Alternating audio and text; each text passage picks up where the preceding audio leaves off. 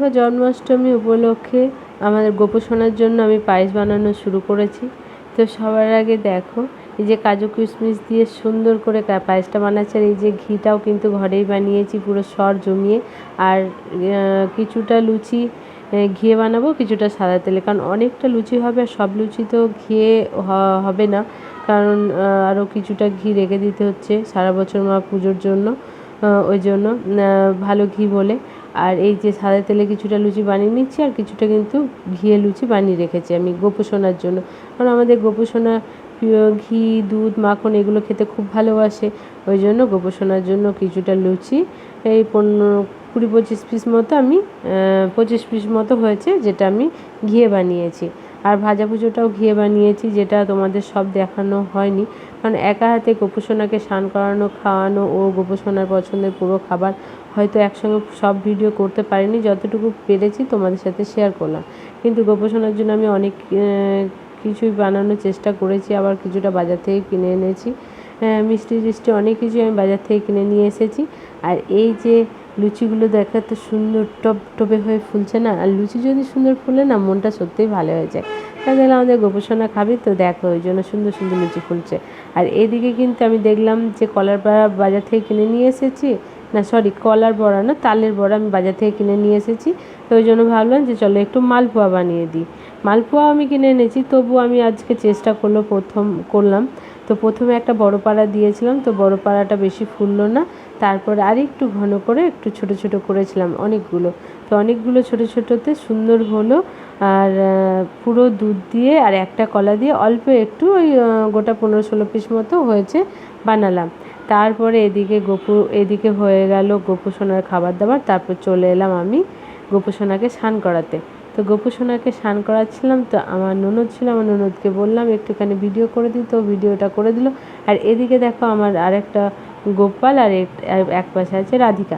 তো দুটোতে মিলে খুব আনন্দ, খুব খুশি, যেহেতু আমি গোপোষণার পুজো করছে, ওরা এসে আনন্দ করছে, খুবই ভালো, ওদের খুব মজা হচ্ছে। তো আমার রাধিকার গোপোষণা এসেছে তাতেও আমি খুব খুশি, কারণ এরাই হচ্ছে আমার আসল গোপাল আর রাধিকা, ওটাও আমার খুব ভালো লেগেছে। আর এই যে দেখো আমি যতটা পেরেছি টুকটাক কিন্তু আয়োজন করেছি, কিন্তু এই যে দেখতে পাচ্ছ সবগুলো কিন্তু আমার হাতে বানানো নয়, কিছুটা বাজারেরও কেনা আছে, যেমন চকলেট লিচি ড্রিঙ্কস এগুলো ওকে নিয়ে এসে দিয়েছে, আমাদের গোপোষণার বাবা নিয়ে এসে দিয়েছে। আর তার মধ্যে 3 জনারে নিয়ে এসেছে, রাধিকারও নিয়ে এসেছিলো, আমাদের বড় গোপালটা আর আমার গোপোষণা 3 জনের জন্য কিন্তু নিয়ে এসেছে। তো এই যে দেখতে পাচ্ছ দেখো সুন্দর করে কিন্তু সাজিয়েছি যতটা পেরেছি। তারপর আমার গোপোষণা স্নান করবে বলে গোপোষণা কিন্তু দুধ আর ফুল দিয়ে সুন্দর করে বাটিতে সাজিয়েছিলাম, তার মধ্যে কিন্তু ও বসে গেছে। তো আমার গোপোষণা এমনি শান্ত, খুব একটা দুষ্টুমি করে না, হ্যাঁ যা করে একটু চিকুর সঙ্গে করে, তবে ও একা একা থাকতে ভালোবাসে না। ও কিন্তু পুরো টাইম আমার ঘরে থাকে আর ও মানুষের মাঝে থাকতে ভালোবাসে। ওই জন্য দেখো এই যে আমি পুরো আইটেমগুলো গোপোষণার জন্য সাজিয়েছি। তবে তো কেমন হয়েছে বলো, হয়তো অনেকে আরও বেশি কিছু আয়োজন করে, কিন্তু আমি যতটা পেরেছি ততটাই করেছি। এইবার গোপোষণা দেখতে পাচ্ছে ঘটিতে কিন্তু দুধ ফুলপাতা তুলসী পাতা ফুলপাতা না তুলসী পাতা আর গোলাপ ফুলের পাপড়ি দিয়ে সুন্দর করে কিন্তু এই জলটাকেও রেডি করেছি, যাতে গোপোষণাকে স্নান করানো হয়। তার আগে একটু চন্দন টন্দন দিয়ে সুন্দর করে স্নান করাবো। এদিকে কিন্তু দেখতে পাচ্ছ এই যে ঘিও নিয়ে এলাম, কারণ ঘিটা দিয়ে ওকে স্নান করাবো। আর আজকে জন্মাষ্টমী স্পেশাল দিন আমার গোপোষণার, তো আজকের দিনটা আমি ভেবেছি ওর জন্যই রাখবো, কারণ সকাল থেকে আমি চেষ্টা করছি যে ওরই কাজ করব, কারণ সারা বছর আমি ওর কাজ করি না, সারা বছর মা করে সব কিছু। ওকে 3 বেলা 4 বেলা যা খাওয়ানোর টাইম থাকে মা খাওয়ায়, মাই ওর দেখাশোনা করে। আর কিন্তু ও 4 টাইম খেয়ে দিয়ে আবার কিন্তু ঠিক ও আমার ঘরে এসে যায়, ও আমার কাছেই থাকে সব সময়, কারণ ও মানে মানুষের মাঝে ছাড়া, এই যে এখনও যেমন ও দেখো চুপ করে বসে আছে, কিন্তু ও চুপ করে বসে থাকে না।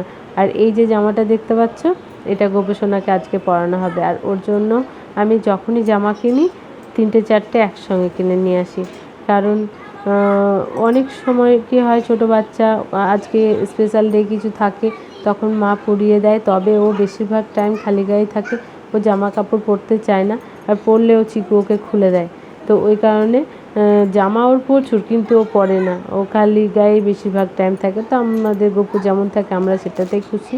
দেখো গোপু সোনাকে সুন্দর করে স্নান করানো হয়ে গেল, এবার কিন্তু জামাটা পরিয়ে দিচ্ছি। আর দেখো ও কিন্তু নতুন জামা পরতে খুব ভালোবাসে, কিন্তু বেশিক্ষণ গায়ে রাখে না, এটাই দোষর। কারণ চিকু তোকে গায়ে রাখতেই দেয় না, খুলে দেয়। কিন্তু আমার গোপু সোনাকে দেখো জামাটা পরে কি ভালোটা না লাগছে, কি সুন্দর লাগছে আমার গোপু সোনাকে দেখতে। হ্যাঁ, খুবই ভালো লাগছে। দেখো সিংহাসনটা একদম জুড়ে। আর এখানে হ্যাঁ, আমার আরও একটা গোপাল ছিল, আমার বোনের গোপালটা। তো আজ এই কয়েকদিন হলো ওকে দিয়ে এসেছি। 2 বছর মতো ছিল, তখন আমার খুবই ভালো লাগতো যদি আজকের দিনটা থাকতো। যাই হোক, ওর গোপাল ও নিয়েছে, ওর গোপালকে ও খাওয়াবে। তবে একটুখানি মন খারাপ হলো। তো তবে তারপর দেখো এই যে মুকুটটা, দেখো মুকুটটাকে পরিয়ে ভালো লাগছে না, এই মুকুটটা কিন্তু বড় গোপালের। তো